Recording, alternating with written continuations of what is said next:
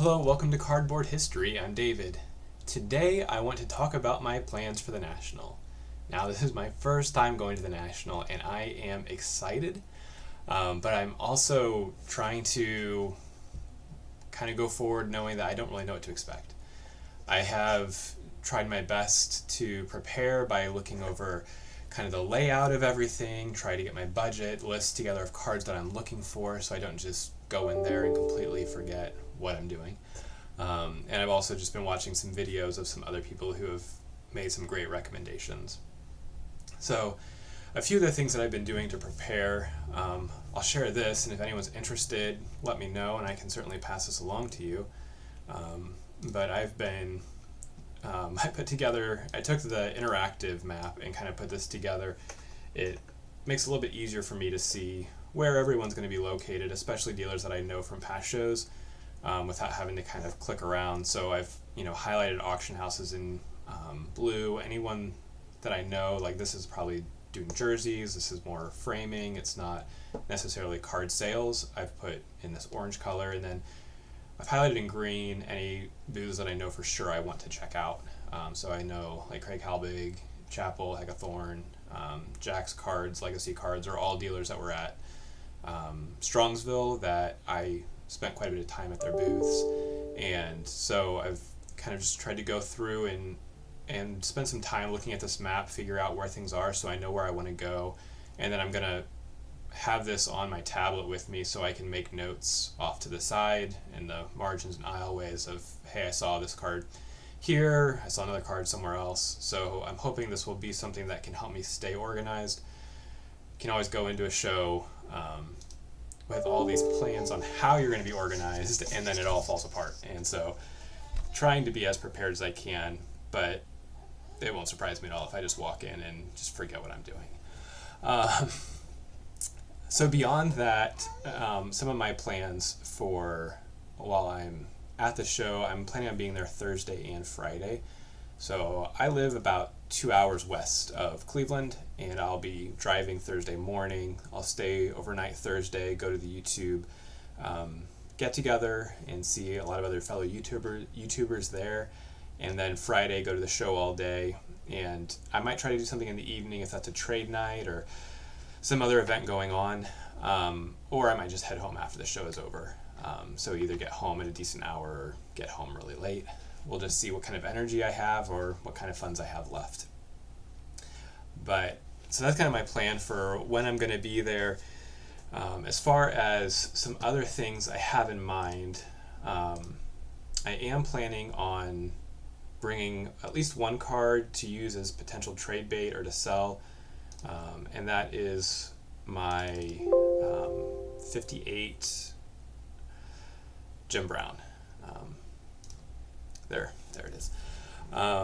So this card is something I picked up a year or two ago and doesn't really fit in my collection anymore. It was originally part of the Ken Burns collection, and then I kind of narrowed that down a little bit. So it's something that I'd be happy to hang on to, but if I come across a card that's a little bit outside my price range and need to use this to help kind of make ends meet, bringing this along, hoping if anybody's interested in just purchasing it outright, looking for $550 for it. So that's really the only thing that I'm bringing. I may pull together a few other things, but nothing of significant value, just to have for trade value or to perhaps send to get graded. Next thing that I'm going to do that's not related to buying cards is I'm going to be bringing my 1887 Roger Connor Buckner gold coin. And as you can see up here, let me see if I can figure out, there we go, there's a tear right across the middle of this card. And I purchased it this way just because I knew I could get it at a good price, and I'm hoping to have SGC look at it to see if they'll slab it up for me.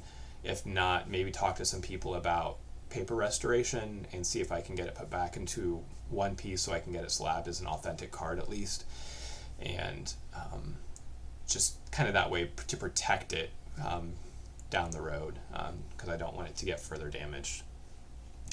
So those are kind of some things. I want to check out some of the different corporate booths and different promotions that people have going on, trying to stay read up on what different companies are doing and promotions and things like that to see if there's anything that interests me or not. I'm sure that will be something that I'm really brand new to because I haven't been to any shows that have a strong corporate presence. I guess the only thing left to talk about is some cards that I'm targeting. And I want to go through cards that I'm looking for my Ken Burns collection. And I'm going to start off by going through a bunch of cards that are outside of my price range. At least I think they are. From everything I've seen from comps, these aren't going to be attainable for me, but some of them are rare enough that I come across one, I might see what I can do to make something happen. So the first cards are these two Z-Nuts of Fred McMullen and Jimmy Claxton. Both of these are really rare for different reasons, and if they ever do come up, definitely a comma card, several $1,000s, and so I'm not anticipating even seeing these. If I can see one, that would be amazing, but most likely will be outside my price range. Next up are these 4 larger cards. So that would be the Joe Jackson is a W514. I'm trying to put together the W514 set with all the Black Sox players, and Joe Jackson being the toughest card to get price-wise. So I don't think I'll be able to afford that one at this show, but if I can come across one, and maybe if it's within kind of range that I can figure something out, I might try to. Same thing for the Goodwin Champions King Kelly or the Allen Ginter Cap Anson. Those are just most likely going to be outside my price range, but I'm keeping my eye open to see if there's examples there, to look at them and to kind of familiarize myself more with these larger cards, as well as an Old Judge of Harry Wright. That's another card that's kind of been on my target list, but also more on my list of cards that I don't know that I'll ever own. These next 4 are all in the range where they're more realistic than the last 4. So this would be a T206 Cy Young or Ty Cobb bat off shoulder, as well as the 34 Gowdy Lou Gehrig or the 41 play ball DiMaggio. Those are all fantastic cards that if the right example comes up and I can maybe move some things, they might be the only cards that I walk away with. But something that I'm keeping my eye open. So those are the cards that I don't think I'm going to be able to get, but I'm keeping my eye open. Next up, I have about, I think, 4 or 5 different tiers, and the first tier is just this one card. This is the Buckner Gold Coin Billy Sunday, and this is the number 1 card I'm looking for at the National. There's only 14 or so examples that have been graded, and I often hear the sentiment, if you can't find it at the National, it doesn't exist. Or if you can't find it at the National, then you're not going to be able to find it at all. I'm putting that to the test with trying to find this card, and I'll see if I can find it. Billy Sunday has a really important significance to me, as it kind of is where 2 of my interests overlap. If you don't know, Billy Sunday was not only a baseball player, but also a very well-known and famous evangelist, and he left his baseball career to begin preaching the Bible. So I'm in seminary right now. I have been working on my studies to eventually, hopefully, teach theology. And so Billy Sunday is someone that I have known about for a long time, even before studying the history of baseball, and someone that has always been of interest to me. So this card, of all of his cards, is the one that I like the most, primarily because it has him in a Chicago White Stockings uniform, which is the precursor to the Chicago Cubs. As a Cubs fan, this would be one of the greatest cards in my Cubs collection. He also has like a WG1 in his Pittsburgh uniform, which I don't care for as much because it's in Pittsburgh. He has some Old Judge cards, which are always go for way more than the Buckner Gold Coin. And those Old Judge cards are also in that black and white sepia and can be very faded. So that's really why my eye went to this card. So this is my number 1 card. I'm keeping my eye open. If you're at the show, you see one, you see me, let me know. But it's probably the first thing I'll be looking for when I get there on Thursday. If I can't find that, the number 2 card on my list is the Polo Ground Game Honus Wagner. And I really would like to add a Wagner card to my collection from playing days, and this is one that I've targeted that I think has a good image of him, and it's affordable, at least relatively to his other cards. So this is another one that I'll keep my eye open, kind of as the number 2 card that I'm looking for. And then beyond that, it starts to broaden out a little bit with some of these superstars like Satchel Paige, looking for the 53 tops. the E121 Walter Johnson or the T205 Christy Mathewson, as well as the couple of 56 tops with Clemente and Jackie Robinson. So if I can't find any of those top 2 cards, these are kind of the next ones that I'll keep my eye open for if I can find a good example in my price range. And then probably just a little bit below those would be these 4 cards. The 51 Bowman Ted Williams, I just love the image on that card.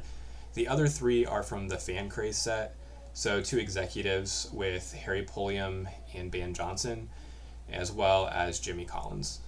Are 3 cards that I'm looking for the Ken Burns collection that I'm working on. So those are some of the bigger cards that I'm keeping my eye open for. A few other things, non-baseball related. I always have wanted to own, ever since I can remember collecting basketball cards, a Michael Jordan rookie card. Probably out of my price range for the National, and I'm sure a lot of people will be looking for this card, but something that I'm keeping on my radar, and if the right card just grabs me, maybe that's the big card I walk away with. I don't know that I'll be able to afford it, but keeping my eye open. The Bowman Tom Brady rookie card or Bowman Chrome, probably most likely just the Bowman.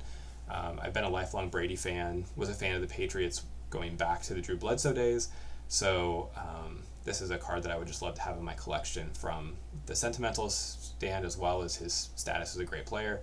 And then kind of the outlier, I'm also a Timberwolves fan and have really enjoyed watching Anthony Edwards, especially this past year, really become a great player. I'm looking forward to what he does in the Olympics, and just wanted to pick up a copy of his Prism rookie card, either raw or graded, and that'll be a lower value card, but something that I want to pick up and just say, this is the card that I got at the 2024 National. Beyond that, I'm always keeping my eye open for any Chicago Cubs rarity cards, things where there's only a few examples that exist, or things that you just don't see every day. I'm sure I'll see plenty of that, and see if anything stands out to me. And really also looking forward to just digging through some value boxes, dollar boxes, finding maybe some other cards that fit my collection that are just unique things that I can find for the cheap. So that's what I'm looking for. Really looking forward to hanging out with people and the YouTube get-together, seeing some people from Strongsville, and just really excited about this, trying not to get too excited because it's still a week and a half away, but just really can't wait to experience this and see what all the hype's been about. So thank you all for watching.